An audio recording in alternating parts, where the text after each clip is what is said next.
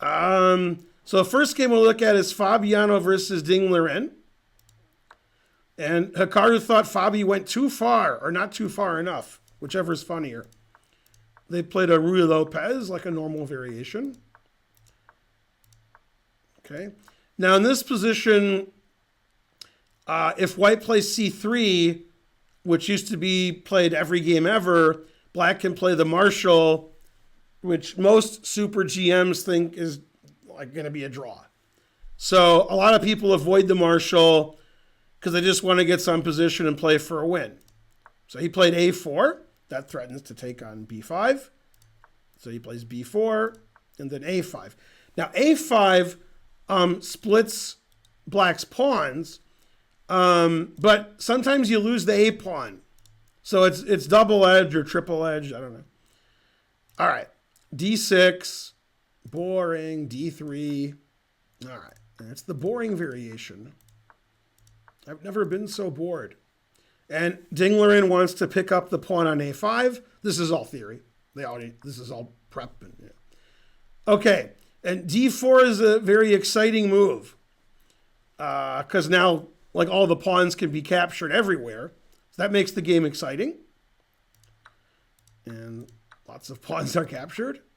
And then he played the move queen c8. So I'm guessing right around here they're out of their prep. And to be honest, I didn't really understand queen c8, but I guess it defends the a pawn. So if you take this, you're going to actually win it because then you can't pick up the a pawn. Does that make sense?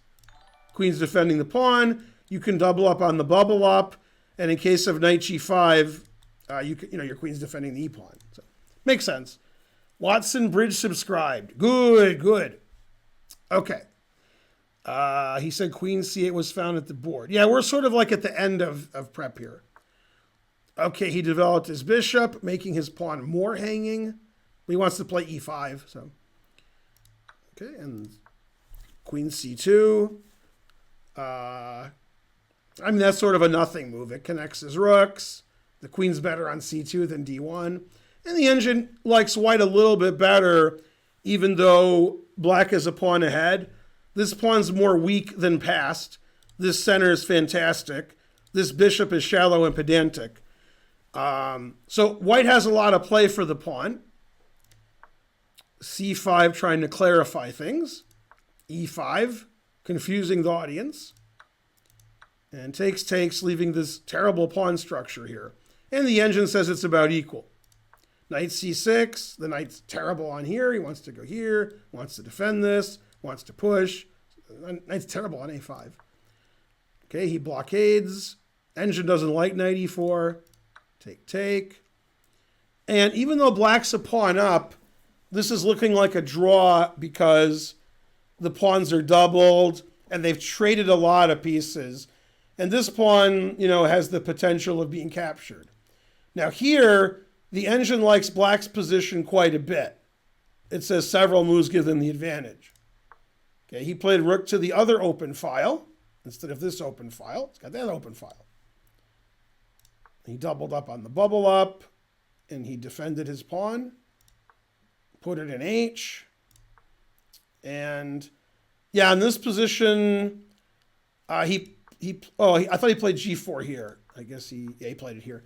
So in this position, somebody on the chess.com official stream was predicting G4, and then he played G4. It might have been Danny, I don't know. Before he played G4, I got like 100 text messages from Matt Larson. G4. So that was good. Yeah. Now, there's two reasons to play G4. As I explained, and Hikaru corroborated, you must come in first in this tournament. And that's something none of you will ever understand, even though I say it every stream. If you're like, why did he go there? Because you have to win. To make my point and be wrong, but I'm trying to make my point. It's wrong, but I'm trying to make my point. If you played a move that had a 95% chance of drawing and a 5% chance of winning, Or you had a 94% chance of losing and a 6% chance of winning. In the last few rounds, 6% is better than 5%. Drawing and losing are the same.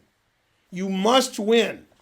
And whoever wins makes a lot of money, a lot more than the other people who don't win.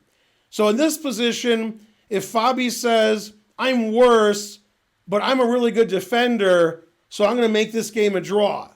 Maybe he would do that in a normal tournament. But you have to win, especially when you're white. The tournament's about to end. And Nepomniachtchi is a point ahead of the field. You got to win. So you make the move that gives you the best chance of winning, even if it increases your losing chances. So that's why he played G4. Maybe if it was another situation in the tournament, he wouldn't play G4. I don't know. Grandmaster Gus gifted a sub. Hooray! Yeah, you got to win. Always win. Yeah. Okay. Then Queen E8, getting his queen over to the king side. Always play King G2. He put it in H. This is all very good play. Black's up a pawn. Black's defending his weak pawn. Black is attacking this weak pawn. And Black's still a pawn up. And his queen's doing a good job defending everything here. The engine says white's slightly worse. Okay, and it gives this. It says this is right. It says this is right. And, when you trade everything, the game's usually going to be a draw. Okay, Queen G6 is the best move because the knight's hanging and the queen's hanging. Okay, and now we're just in an endgame where Black's up a pawn, but Black has some suspicious pawns. So it's very difficult to win because White's not going to lose those pawns ever. He played the best move. He saved his pawn. And then F4. Now, I guess Ding was satisfied with the draw, but he played the right move. Rook D2, Rook E2. These are the right moves. And obviously they're in time trouble now.